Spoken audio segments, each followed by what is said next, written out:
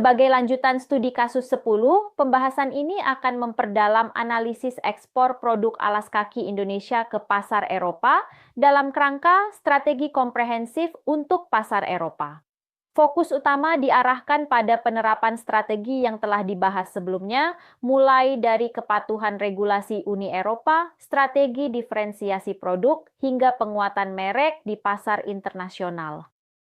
Untuk dapat bersaing dan berkelanjutan di pasar Eropa, produsen alas kaki Indonesia perlu menerapkan strategi yang komprehensif dan terintegrasi. Pasar Uni Eropa tidak hanya menilai produk dari sisi harga, tetapi juga dari aspek kualitas, keamanan, desain, dan keberlanjutan lingkungan. Strategi pertama adalah pemenuhan standar Uni Eropa.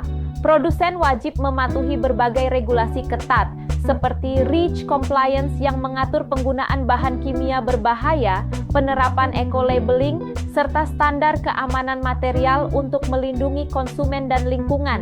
Kepatuhan terhadap standar ini menjadi prasyarat utama agar produk dapat diterima dan dipercaya oleh pasar Eropa. Strategi kedua adalah inovasi desain, dengan mengembangkan produk yang sesuai tren fashion Eropa. Perpaduan antara craftsmanship Indonesia dan estetika modern dapat menjadi nilai tambah sekaligus pembeda di pasar Eropa. Strategi ketiga adalah membangun kemitraan merek secara strategis. Kerjasama dengan brand internasional dan distributor di Eropa berperan penting dalam memperkuat posisi produk di saluran retail, meningkatkan visibilitas merek, serta membuka akses ke segmen pasar premium. Melalui kemitraan ini, produk alas kaki Indonesia dapat lebih cepat dikenal dan diterima oleh konsumen Eropa. Kesuksesan ekspor alas kaki Indonesia ke pasar Eropa merupakan hasil dari implementasi strategi yang terstruktur dan dijalankan secara konsisten. Fokus pada pemenuhan standar Uni Eropa, inovasi desain, serta kemitraan strategis terbukti memberikan dampak yang signifikan terhadap kinerja ekspor. Dari sisi kinerja ekspor, Indonesia mencatat pertumbuhan volume ekspor alas kaki ke Eropa sekitar 10 hingga 20% secara year on year. Peningkatan ini menunjukkan bahwa produk alas kaki Indonesia semakin diterima dan dipercaya oleh pasar Eropa, baik dari segi kualitas, desain, maupun komitmen terhadap keberlanjutan. Dampak strategis dari keberhasilan ini tidak hanya terlihat pada peningkatan angka ekspor, tetapi juga pada terbukanya peluang kerja sama dengan brand-brand premium Eropa. Hal ini sekaligus meningkatkan kapabilitas industri alas kaki nasional, baik dalam hal standar produksi, inovasi, maupun daya saing global.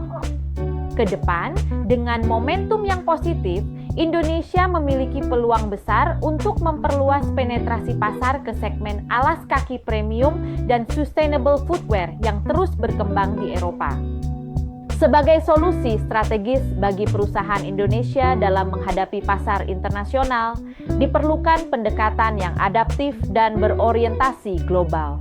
Strategi ini bertujuan untuk meningkatkan daya saing sekaligus mempercepat penetrasi ke pasar luar negeri. Solusi kedua adalah penguatan branding global yang adaptif, yaitu membangun produk dengan unique selling proposition yang jelas dan identitas kuat khas Indonesia, seperti penggunaan motif batik, cerita budaya lokal, atau branding kopi berdasarkan daerah asal. Solusi ketiga adalah kemitraan internasional melalui joint venture, distributor eksklusif, atau perwakilan penjualan internasional. Strategi ini memungkinkan perusahaan Indonesia mempercepat penetrasi pasar, memahami karakteristik lokal, dan mengurangi risiko ekspansi global. Bayangkan sebuah perusahaan Indonesia yang ingin menembus pasar internasional. Produk mereka berkualitas, tapi sayangnya sering terlambat sampai ke pelanggan karena proses ekspor yang panjang dan rumit. Waktu yang terbuang itu bisa berarti kehilangan pelanggan dan peluang besar. Disinilah strategi pertama masuk, optimalisasi rantai ekspor. Dengan menyederhanakan dokumen, mengatur logistik, dan memanfaatkan gudang yang tepat, perusahaan bisa memangkas waktu pengiriman dan memastikan produk sampai lebih cepat. Hasilnya, kepuasan pelanggan meningkat dan peluang bisnis pun semakin luas. Tapi itu belum cukup. Strategi kedua adalah Kolaborasi dengan pemerintah.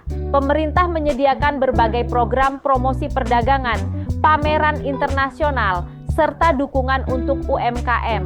Dengan memanfaatkan peluang ini, perusahaan dapat memperluas jaringan, memperkenalkan produknya ke pasar global, dan memastikan produk memenuhi standar internasional. Dengan menggabungkan kedua strategi ini, perusahaan Indonesia tidak hanya menjadi lebih efisien, tetapi juga lebih kompetitif dan siap tumbuh berkelanjutan di pasar internasional yang semakin dinamis.